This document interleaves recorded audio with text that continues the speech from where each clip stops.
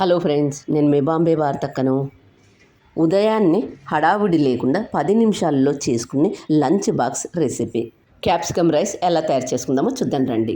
1 glass బియ్యం, పల్లీలు 2 table spoons, medium సైజులో కట్ చేసుకున్న క్యాప్సికమ్ ముక్కలు 1 కప్, కారం 1 టేబుల్ స్పూన్, పొట్టు తీసిన వెల్లుల్లి 5, జీలకర్ర 1 టేబుల్ స్పూన్, మీడియం సైజులో కట్ చేసుకున్న ఉల్లిగడ్డ 1.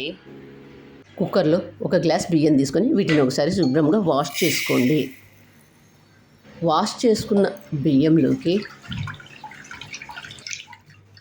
1 గ్లాస్ బియ్యానికి 2 గ్లాసుల నీళ్లు తీసుకోండి. 1/2 టేబుల్ స్పూన్ నూనె వేసుకోండి. అన్నం పొడి పొడిగా ఉంటుంది.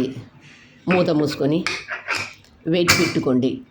గ్యాస్ ఆన్ చేసుకొని కుక్కర్ పెట్టుకోండి. కుక్కర్కి 2 విజిల్స్ వచ్చిన తర్వాత గ్యాస్ ఆఫ్ చేసుకోండి.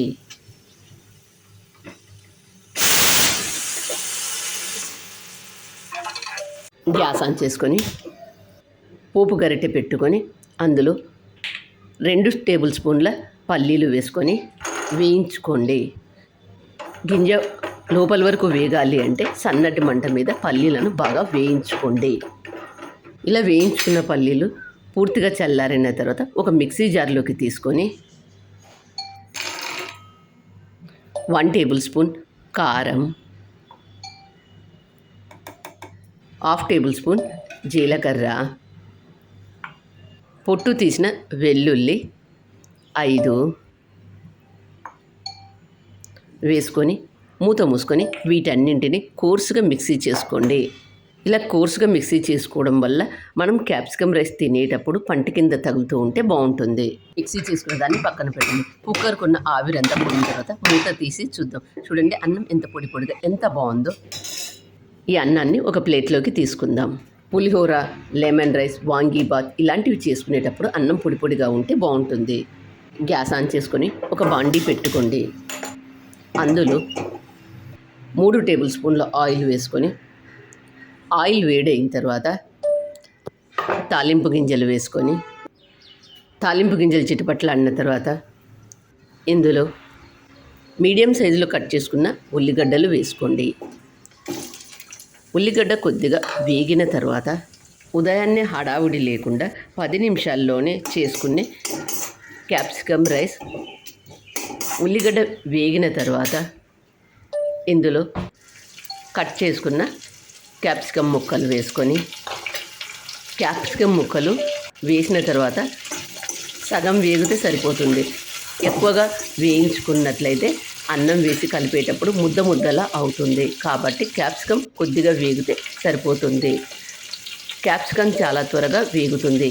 ఇప్పుడు ఇందులో పసుపు, ఉప్పు, రైస్ ఐటమ్స్ తీసుకునేటప్పుడు అన్నం పొడి పొడిగా ఉంటే బాగుంటుంది. లంచ్ బాక్స్లకు పెట్టేటప్పుడు కొద్దిగా చల్లారిన తర్వాత మాత్రమే పెట్టండి. వేడి మీద ఉన్నప్పుడు పెట్టినట్లయితే వాళ్ళు తినే టయానికి అన్నం పాడైపోయే అవకాశం ఉంది.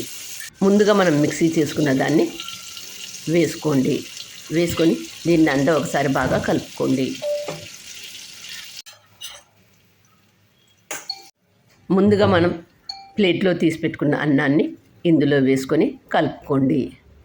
అంతా బాగా కలిసేటట్టు కలుపుకోండి.